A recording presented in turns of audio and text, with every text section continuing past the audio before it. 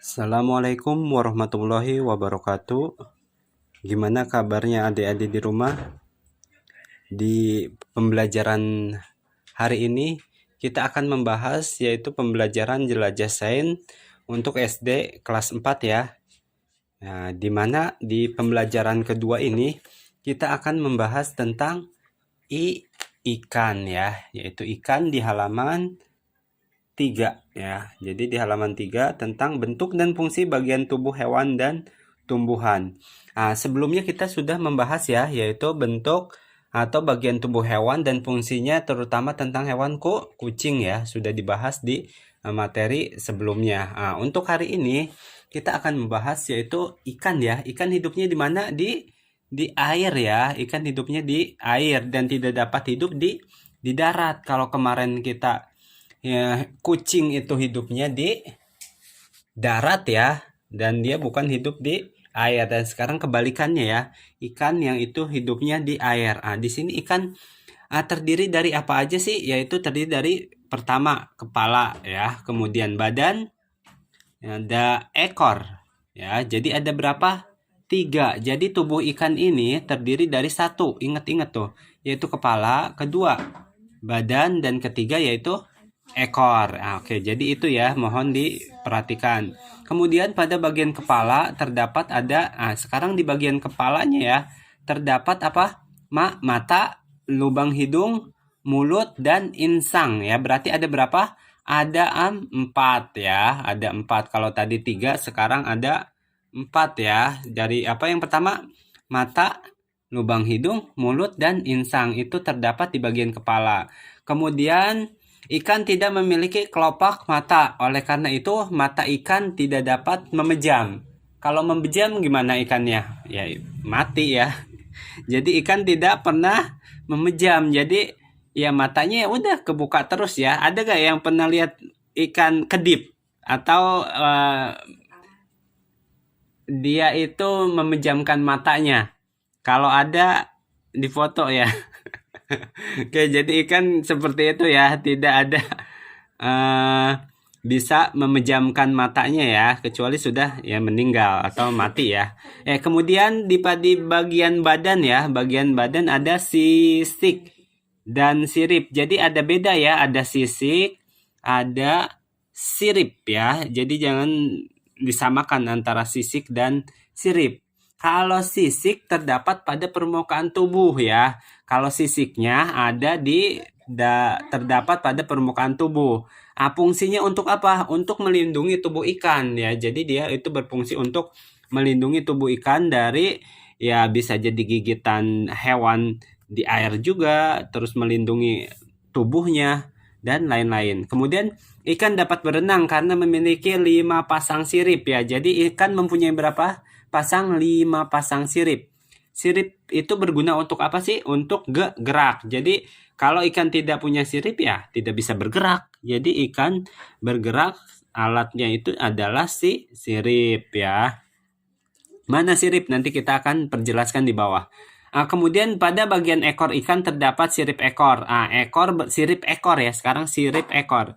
Untuk sirip ekornya di sini berfungsi untuk mengatur arah gerak ya ikan ketika berenang. Kalau siripnya error ya arah geraknya dia ya gimana ya, kayak jalannya itu dia sempoyongan ya. Kalau di ekornya itu tidak berfungsi ya, misalkan luka atau apa, kan biasanya ikan setelah ditangkap dia agak suka ini ya, susah dikendalikan ya. Itu ketika itu mungkin siripnya atau ekornya itu rusak ya, jadi jalannya dia nggak lurus, bisa jadi bolak-belok dan lain sebagainya.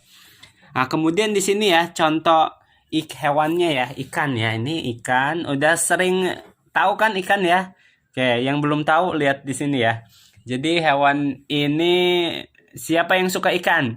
Ya, yang suka ikan pasti senang. Atau siapa yang suka memelihara ikan, di mana bisa di akuarium atau di tempat-tempat kolam atau di lain sebagainya. Ya, di sini yang pertama ada kepala. Lihat, perhatikan baik-baik ya, jangan lupa di kepala ini ada apa? Nih, ada mata. Mata untuk apa? untuk melihat ya, fungsinya mata untuk melihat.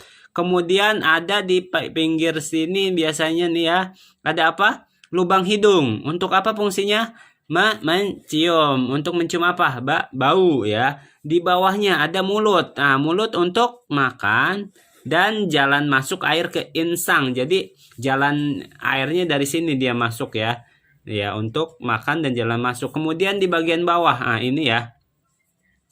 Ini dulu. Yang pertama sirip dada untuk alat gerak. Nah, sirip dada ini untuk alat gerak ikannya ya. Kalau nggak ada ini ya dia susah bergerak ya. Kemudian di atasnya di bagian itu tutup insang, di dalamnya terdapat insang untuk bernapas. Jadi bernapas di sini ya ikannya, bernapas dengan insang. Ada juga yang bernapas dengan paru-paru. Tapi kalau ikan bernapas dengan insang. Oke, sini ya. Kemudian selanjutnya ada badan. Ya, sini badan nih. Di badan ini ada sirip punggung untuk gerak ikan ya. Jadi bisa gerak dari sini. Kemudian ada sirip perut. Jadi ada sirip perut, ada sirip punggung, dan ada tadi yang udah itu di mana sirip dada ya. Ini untuk alat gerak juga ya. Jadi banyak. Tadi ada berapa? 5 Pak pasang ya. Oke, apa aja? Sirip perut, kemudian sirip dada, sirip punggung, sirip belakang, dan sirip ekor. Itu ya ada 5 ya. Kita bulatin deh 1, 2, kemudian 3. Sini ya 4. Yang terakhir yang di sini 5. Oke, itu di antaranya. Kalau ini ekornya ya. Ekor, badan, dan kepala. Oke, sudah cukup jelas dari penjelasan sekitar ini ya. Nanti setelah ini akan diberikan soal. Oke, kita lihat di halaman berikutnya. Oh, sudah. Ini sudah materi berikutnya. Oke, jadi untuk materi pertama sudah selesai. Setelah ini akan ada soal, dan siap soal siswa mengerjakan yang berbeda-beda. Nanti langsung ditulis jawabannya ya saja di komentar di YouTube ya. Terima kasih. Demikian penjelasan untuk materi hari ini. Semoga bermanfaat. Kurang lebihnya mohon maaf. Assalamualaikum warahmatullahi wabarakatuh. Nah, untuk latihan soalnya, yang pertama sebutkan 5 pasang sirip pada ikan ya. Soal nomor 2, sebutkan fungsi bagian ikan berikut. Jadi fungsinya ada sirip, ada sisik ya. Jadi jangan dicoret pilih A, B, tapi dijelaskan sisik itu apa, sirip itu apa. Yang ketiga, apa saja bagian yang terdapat pada kepala ikan. Nah, bagiannya apa aja? Ditulis ya. Kemudian yang keempat, sebutkan 3 bagian tubuh ikan. Nah, untuk bagiannya ada apa aja? Itu untuk yang nomor 4.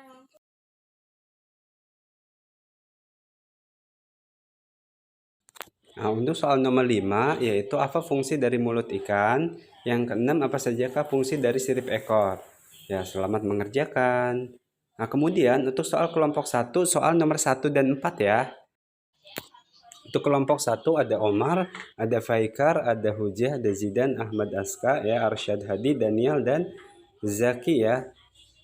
Nah, untuk kelompok 2 ada Muhammad Nabil Azaki, Muhammad Fadlan, Fatan Hilmi ya, Arjuna, ada Muhammad Fargat, Faujan, Alta, sama Nabil ya. Itu untuk kelompok 2.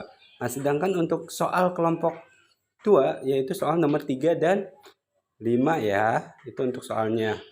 Nah, kemudian untuk kelompok 3 ada Muhammad Rashad Abad, Ayas, Muhammad Radik, Muhammad Attar, Edrik, ada Yafi, Atala, Fawas, sama Gandhi ya. Itu untuk kelompok 3 ya. Untuk pengerjaan kelompok 3 ya, soalnya adalah yaitu nomor 2 dan 6.